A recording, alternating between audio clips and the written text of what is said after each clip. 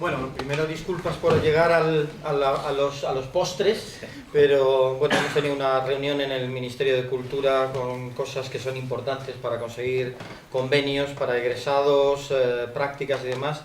Y bueno, cuando hay una cita en el Ministerio, pues uno tiene que rendirse a la evidencia.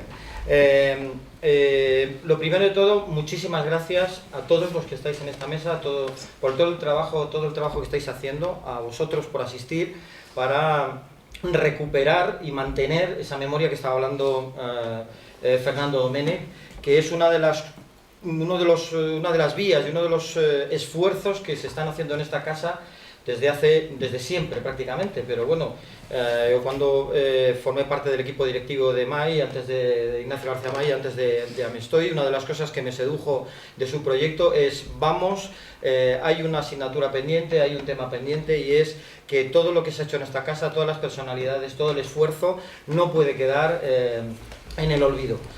Fruto de eso es unas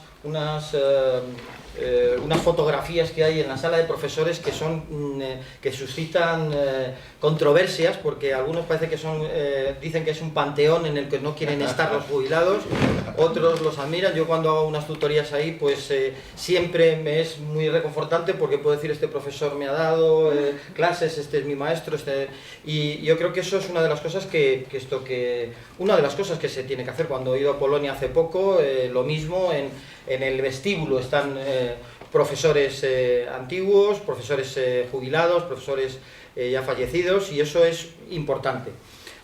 Por lo tanto, todo el esfuerzo que estáis haciendo, ese esfuerzo que se refleja en esfuerzo editorial, esfuerzo de crítica, esfuerzo de hacer nuevamente visible una labor que ha hecho Ricardo, me parece fundamental y que nunca se debe perder. Para mí Ricardo Domènech tiene una doble faceta, como director, que sabéis que fue director 2 veces en la RESAT, y que me parece que para todos los que hemos estado en equipos directivos y asumimos la dirección, pues es un ejemplo. Cuando uno llega a la dirección, tiene una serie de modelos pasados a los que quiere parecerse, o en los que busca, digamos, en respuesta a los problemas con los que se encuentra. Voy a citar, yo no sé si lo habéis dicho, pero habéis comentado el pasaje justamente más duro, pero afortunadamente más optimista de la RESAT, que fue cuando a Ricardo Domènech le dieron la noticia que salíamos del Teatro Real. No sé si lo habéis comentado. Bueno, pues Ricardo Domènech en ese momento era director, y le llamaron, le dijeron: señores, ustedes tienen que marcharse de aquí. Y entonces Ricardo Domènech se agarró tal rebote universal, o sea, un verdadero rebote, y como director cogió y levantó el teléfono y llamó a Maragall, que era en ese momento ministro de Cultura, y le dijo, y ministro de Educación, sí. Perdón, que después fue Rubalcaba, sí. que fue justamente el que posibilitó este edificio. Y le llamó y le dijo: esto es una sinvergonzonería. Esto no puede ser, porque sabéis que le planteaban cuando dijo Ricardo: bueno, ¿y entonces qué solución nos dais? Y le dijeron: bueno, hacer un aprobado general a los alumnos y ya veremos cómo lo solucionamos. Y entonces Ricardo dijo: esto es una sinvergonzonería. Y esto no se puede tolerar. Y a partir de ahí se organizó realmente toda una movilización de la profesión, se salió a la calle, es decir, y él fue desde la dirección el que, tomó una postura militante y seria y dura de enfrentamiento, al cual en principio se jugaba cosas, pero él se jugaba cosas constantemente en el ámbito de la crítica, y cuando fue director realmente él fue coherente con la fidelidad a sus pensamientos. Se organizó un pitote enorme, toda la profesión se movilizó, entendió que la RESAT no podía estar en una alcantarilla, que tenía que estar en un sitio, que tenía que tener un sitio al menos. Y fue gracias a eso que nos posibilitaron Requena. Y posteriormente, ya cuando fue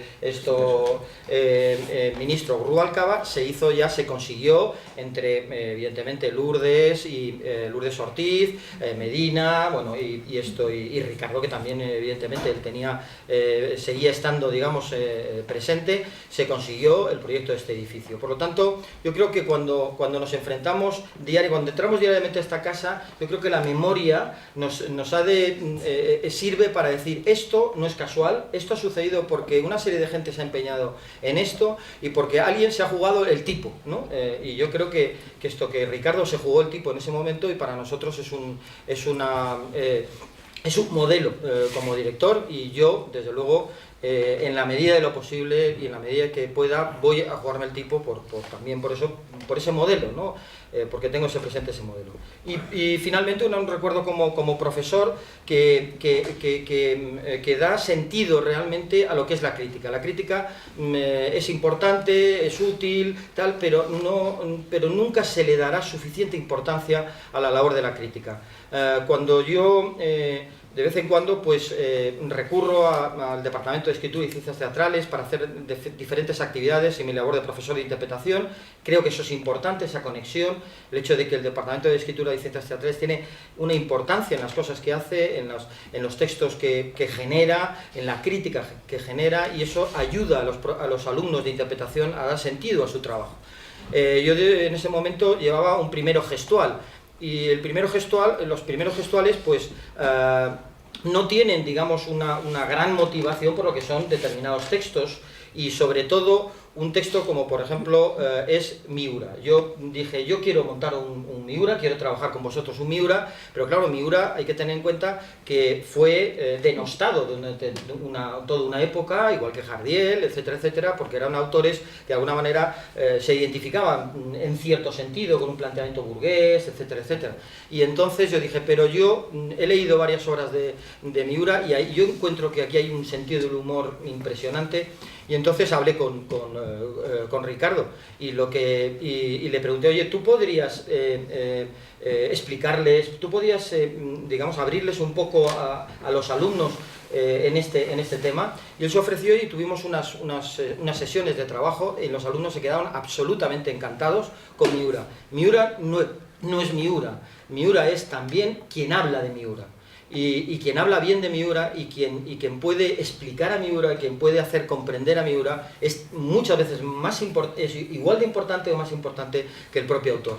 En ese sentido, esos alumnos que lo tenían como un autor que no les interesaba para nada, lo descubrieron.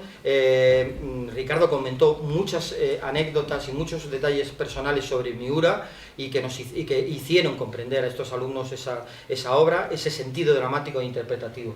Y esas son las dos experiencias así más relevantes que yo tengo sobre Ricardo y que me parece que de alguna manera, en cierto sentido, sintetizan su función en esos puestos directivos que normalmente no estás muy en contacto con el arte en sí mismo, sino que intentas posibilitar el arte, y en un puesto que es de profesor, que intentas pues abrir la mente a los alumnos y descubrir otros enfoques. Y finalmente, pues vuelvo a decir, muchísimas gracias por este interés que tenéis todos, porque es un interés de alguna persona que muchos de vosotros no habéis conocido y que nos reconforta a los que lo hemos conocido, y muchísimas gracias a vosotros por el trabajo de documentación, de escritura y de valoración de esta, para mí, una eminencia como ha sido Ricardo Domènech. Muchísimas gracias.